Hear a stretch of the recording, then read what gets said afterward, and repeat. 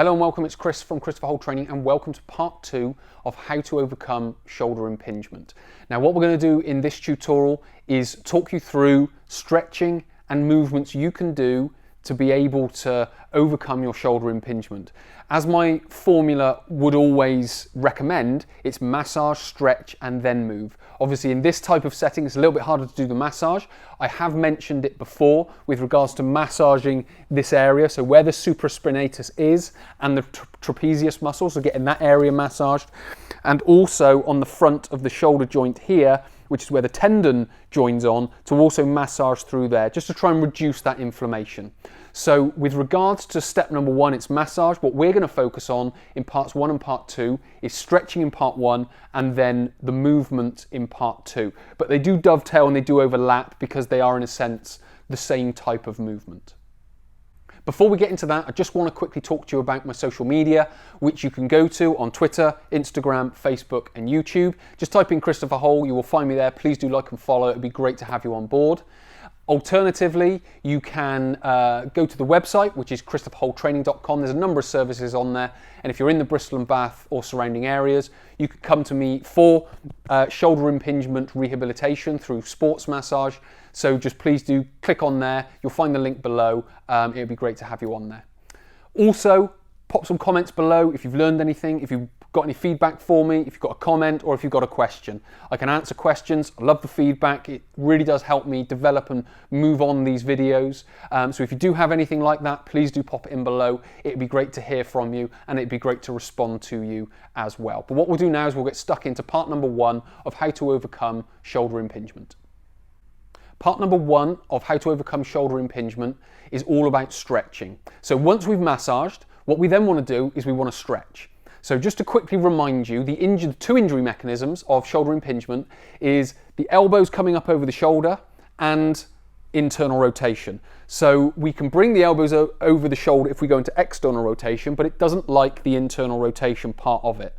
So what we want to try and do is we want to try and avoid that internal rotation. Now what that looks like in everyday life is if you're pushing either anything up over your head and your elbows flare out. So it could be a dumbbell, it could be just putting a box up on a shelf, it could be any repetitive movement where you're putting anything in that position and your arms are out like that.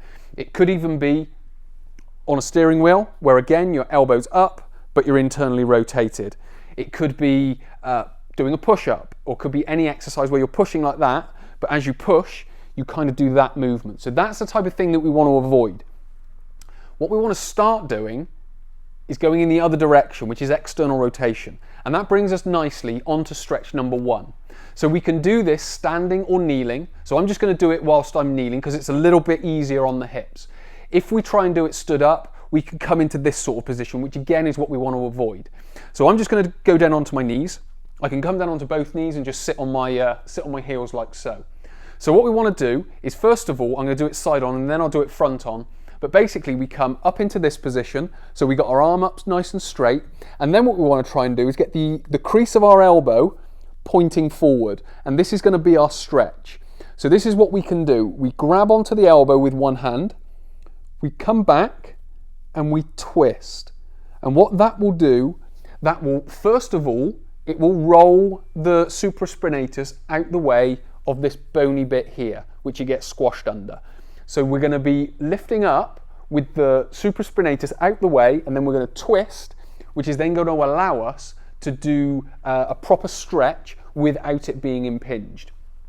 So we can do it two ways. You can either have the arm straight, you hold onto the elbow and twist around and pull back like that, or you can do it slightly differently and you can bend the elbow, so you've got a little bit more of a lever, and you hold onto your forearm and you twist yourself around like that, and then you're just looking to pull the elbow back.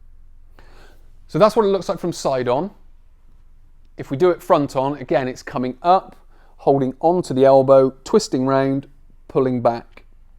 And that's going to be my stretch for the supraspinatus. Again, I can do it from the elbow, which is then just grabbing onto the forearm here and just turning it and allowing that to get into that position. Now you might not be able to get all the way back there, but what we want to do is get you into external rotation, and again, just stretch, or just stretch, or just stretch, or just stretch. So whatever level you're at, that's where you start. So you're sort of coming into this position and then just externally rotating, wherever's comfortable for you. So if you're coming up and you start to feel pain in your shoulder here, you don't go any further than that.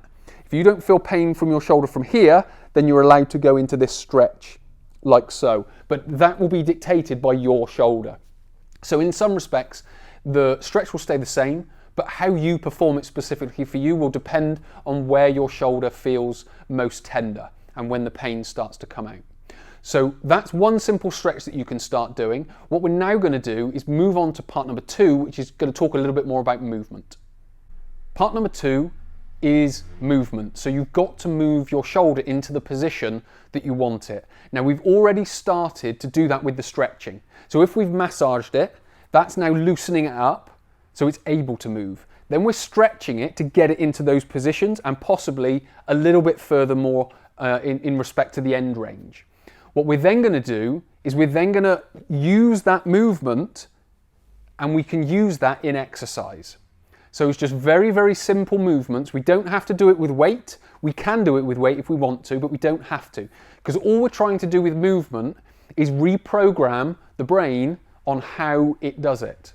So if you normally go over your head, if you were to take both your arms and go like that up over your head, what you might find is you get to about here and your elbows start to kick out. We don't want to do that. What we want to do is stand here, just lift the arms. We can do it one at a time. So we just come up. But this time, as you'll notice, if I leave my finger out, my thumb out like that, if I was to internally rotate it, my thumb would go that way. But what I'm going to do is I'm going to try and point it the other way, an external rotation. And then I come up as far as it allows me. You can also test, if you go like that, oh, it hurts about there. But if I go that way, it frees up a little bit and allows me to go a little bit further. So you can just use that as a very simple test. So we've got that movement. So we can do that one of a few ways.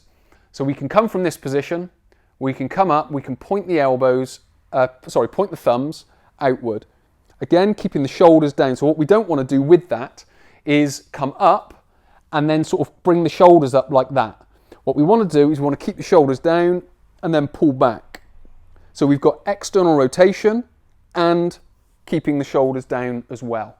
Now again, as I mentioned, that's just going towards reprogramming the brain. So when you go into everyday movements, you're a lot more adjusted to that external rotation. If it's a pushing movement, so if you're doing a lot of push-ups, for example, again, what we want to do is, if I just do a kneeling push-up, we come down.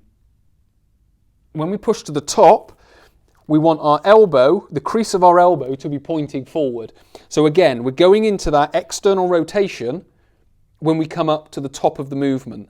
So we can allow them to go out like that as we go down, but then up and out like that. So again, we're getting that external rotation. So it's the external rotation which is the important bit, because it's rolling the muscle out of the way of the acromion joint here. So once we can do that, it's much easier for the shoulder to go, for the arm to go up over the head, but also it's not inflaming and impinging the muscle in there. So the more you can repeat that, the better it's going to be for you. Again, the same if we're stood up. If I then go from this position and push straight up over my head, what I'm trying to do, again, use my thumb as a reference point, is I'm trying to keep my elbow pointing forward, my thumb pointing to the side, and then just using that to repeat and keep that shoulder in position. Again, same here, using my thumb as a reference point, my elbow, crease of my elbow is pointing upwards. So that's then just a much more effective way. So there's lots of different ways you can do that. But again, it's the repetition that's going to teach your brain that very movement, so it becomes a lot more natural for you. So to quickly summarize what we've talked about in this tutorial, my recommended formula is massage, stretch and move. The massaging will loosen up the area and make it more supple. The stretching will allow you to get a slightly greater range of movement from the joint, and then the movement will teach the brain to go into that position that you want it in, which is the externally rotated position, even if the elbow is above the shoulder. So we use those three simple steps to rehabilitate the joint, but it's not only just using the stretching, it's using that movement at the end, and I've given you plenty of movements to go through, but going through there, teaching your brain to go into that movement much more naturally in everyday life. So many thanks for watching. My name is Chris. I hope to speak to you in the next tutorial.